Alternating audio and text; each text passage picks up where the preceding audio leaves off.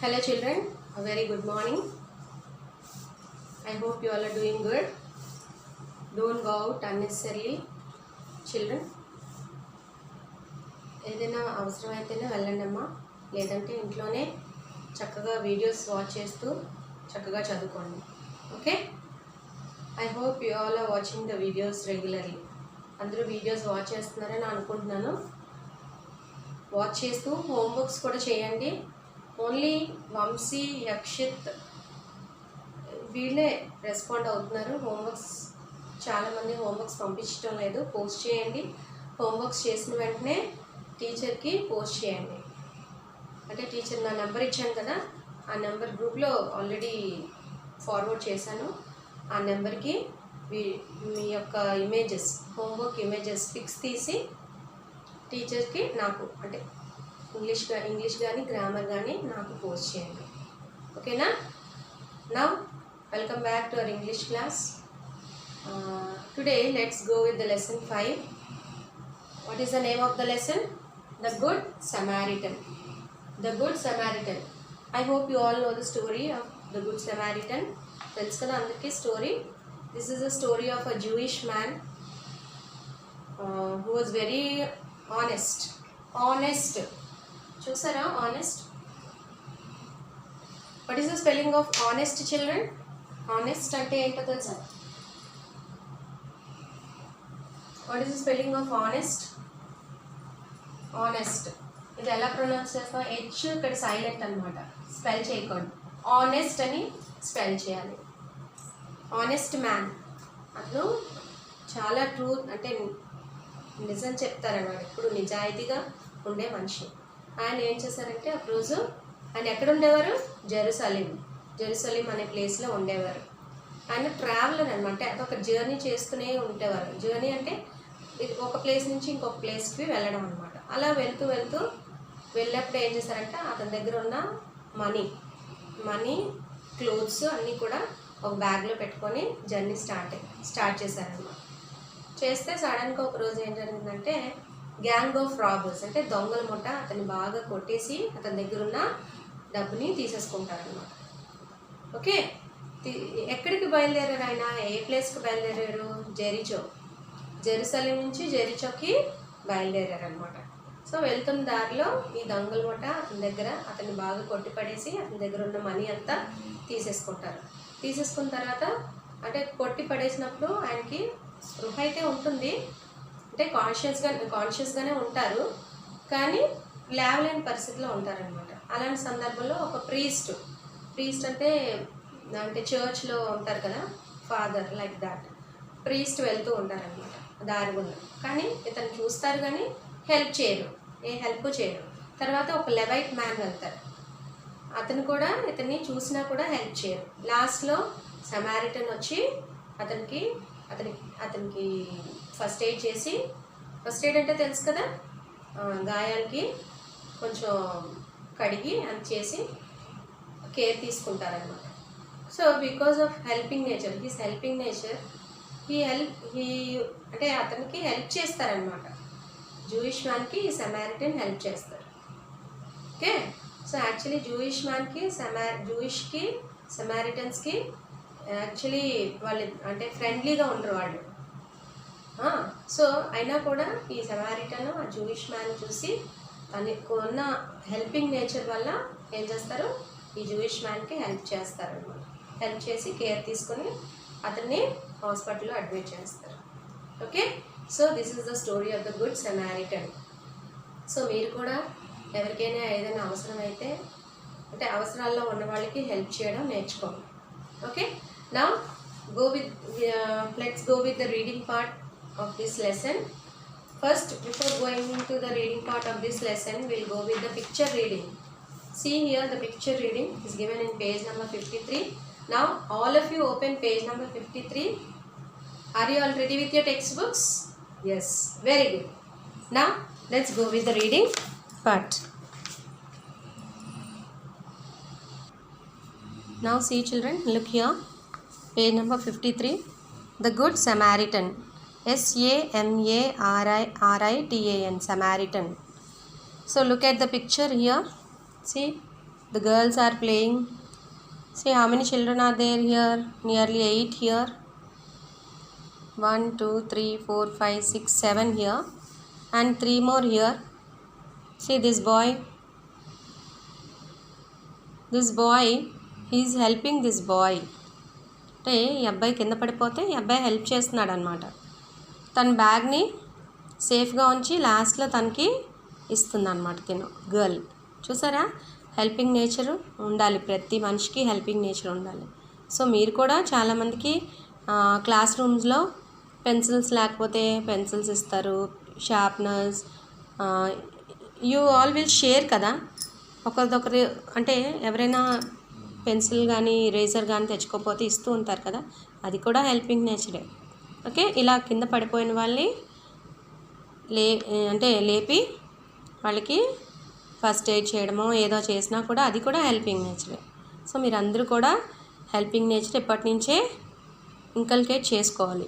Okay, నా అలవాటు చేసుకోవాలన్నమాట. Activity 1, answer the following questions orally. How many children are there? In this picture, how many children are there? Nearly, 10 children are there. Here 7 and here 3. Total 10. What are the girls doing? They are playing. Kada. What happened to the boy? He fell down. Padipoyadu, kinda padipoyadu. Kada. What is the other boy doing? He is helping this boy. Ee abbayiki abbayi help chestunnadu. Have you ever helped anyone? మీరు ఎవరికైనా help చేశారా? చెయ్యాలి.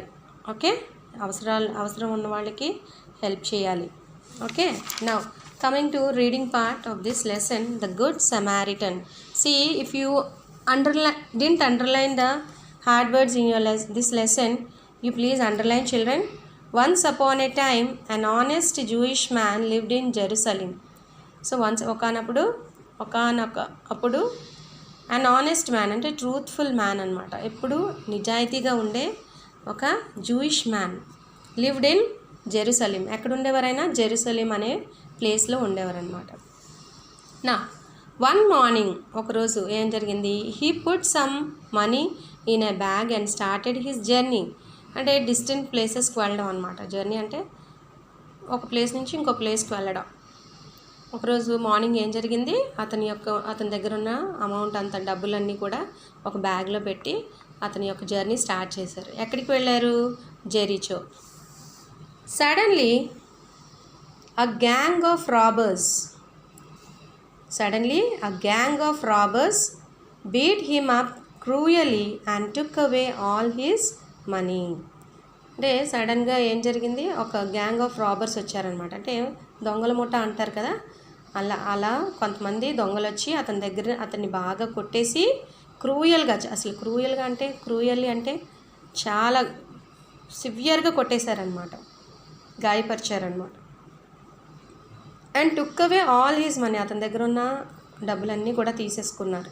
The Jewish man was seriously wounded.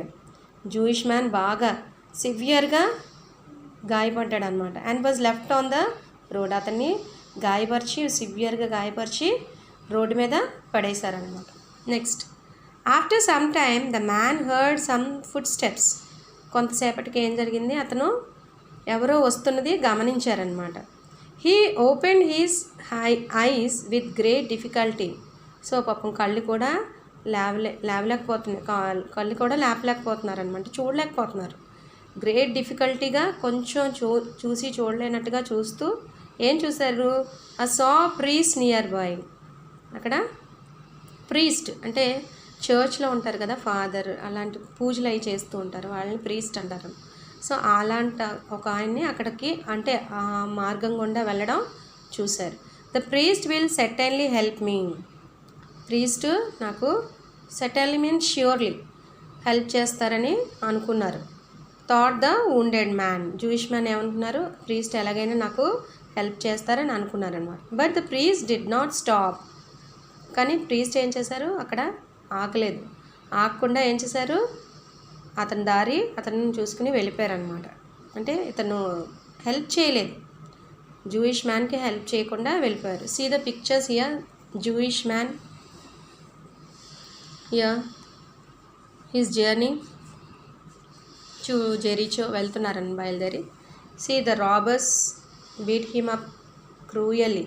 చాలా ఘోరంగా కొట్టేశారనమాట, సివియర్గా కొట్టేశారు. చూసారా picture అందరూ? Next see here. సో ఇక్కడ ఏం జరిగింది? ఇక్కడ ప్రీస్ట్ చూసి కూడా వెళ్ళిపోతున్నారనమాట, ఇతనికి హెల్ప్ చేయకుండా, జూయిష్ మ్యాన్కి హెల్ప్ చేయకుండా ప్రీస్ట్ చూసి కూడా వెళ్ళిపోతున్నారు. బట్ మీరు మాత్రం అలా చేయకండి.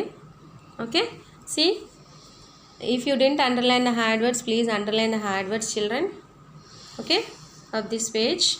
Now once again I'll read. See, once upon a time an honest Jewish man lived in Jerusalem. One morning he put some money in a bag and started his journey to Jericho.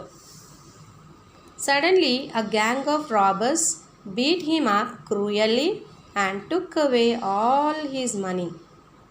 The Jewish man was seriously wounded and was left on the road. After some time, the man heard some footsteps. He opened his eyes with great difficulty. Underline great also. Here heard also. Opened. Great difficulty and saw a priest nearby. The priest will certainly help me, thought the wounded man.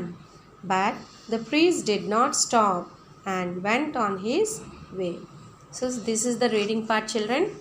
Okay, now on the basis of this reading part I gave some meanings as homework. See here. Now in your homework book, mention the date and write your name here. See, I am writing my name here like this. When you post the homework to me, that time you have to write your name like this on the top of the page and mention the date and do this homework. See, English HW, don't write this all, just write the match the following, mention the date, match the following meanings. Here see, column A, column B, in the middle you have to put brackets like this. C, A, D. Cruelly, certainly, journey, honest, wound. Now see B column here, injure, truthful, without mercy, distant travel, surely. So these are the words. For example, one has been done for you all. See first one, cruelly. Cruel ante baga ante chala daya lekunda. Okay, so see here, without mercy. So this is alphabet here, C. Letter C here. So here I kept C here. First these are all numbers and this side I kept letters. Okay, children. So without mercy is the answer for cruelly. So remaining all the word, for all the words you have to match and do the homework. Post me the homework today itself.